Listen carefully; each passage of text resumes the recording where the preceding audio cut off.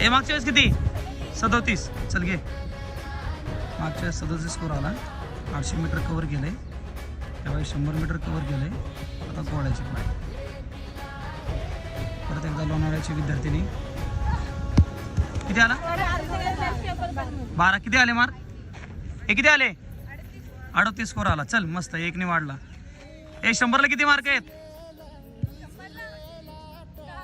10.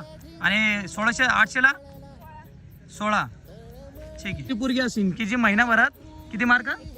41 mark. एका महिन्यात 41 mark घेणारी पहिली पोरगी तू.